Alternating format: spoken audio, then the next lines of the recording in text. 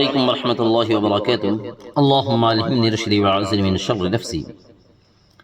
یہ شعبان کا مہینہ چل رہا ہے اور آج کی رات جو ہے جس کا نام شب برت لوگ کہتے ہیں، 15ویں شعبان کی رات کو، چونکہ اس رات کے بارے میں بعض حضرات کا یہ خیال ہے کہ اس رات کی کوئی فضیلت قرآن و حدیث سے ثابت نہیں ہے، اور اس رات میں جاگ کر عبادت کرنا خصوصی طور پر باعث اجر و ثواب سمجھنا یہ بے بنیاد باتیں ہیں، بلکہ بعض حضرات نے تو اس رات میں عبادت کو بدعت سے بھی تعبیر کر دیا ہے۔ بعض فرقہ والوں نے، اس لیے لوگوں کے ذہنوں میں اس رات کے بارے میں مختلف سوالات پیدا ہو رہے ہیں، اس لیے اس کے بارے میں کچھ باتیں عرض کر دینا مناسب معلوم ہو رہا ہے۔ اسی لیے بتایا جاتا ہے کہ جس چیز کا ثبوت قرآن میں، سنت میں یا صحابہ کرام کے آثار میں، تابعین یا بزرگان دین کے عمل میں نہ ہو، اس کو دین کا حصہ یہ سمجھنا بدعت ہے۔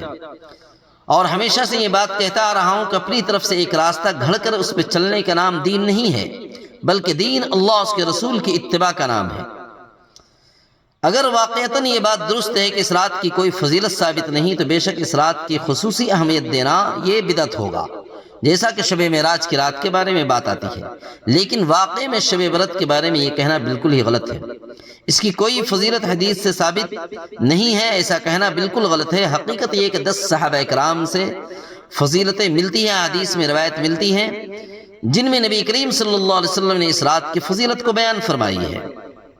لیکن ہمارے معاشرے میں نوجوانوں کے اندر یہ الجھن پائی جاتی ہے کہ ہم عبادت کریں تو کیسے کریں؟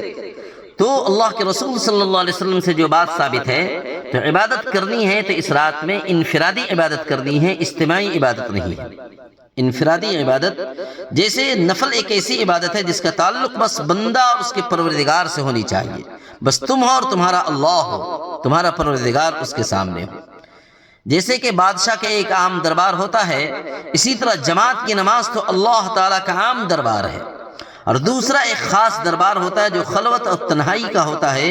یہ اللہ تعالیٰ کا انعام ہے۔ وہ فرماتے ہیں کہ جب تم ہمارے دربار میں حاضری دیتے ہو تو اب ہم تمہیں خلوت اور تنہائی کا بھی موقع دیتے ہیں۔ اب کوئی شخص تنہائی کے موقع کو جلوت اور بھیڑ میں تبدیل کر دے اور جماعت اس کی بنا دے، تو ایسا شخص خاص دربار کی نعمت کی ناقدری کر رہا ہے۔ اسی لیے اللہ فرما رہے ہیں تم تنہائی میں آؤ، ہم سے مناجات کرو، ہم تمہیں تنہائی میں نوازیں گے۔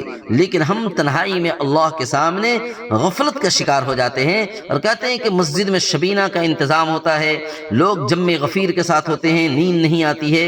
اسی لیے علماء کرام فرماتے ہیں کہ تم تھوڑی عبادت کرو لیکن سنت کے مطابق کرنے کی کوشش کرو۔ اللہ ان باتوں پہ عمل کی توفیق نصیب عطا فرمائے۔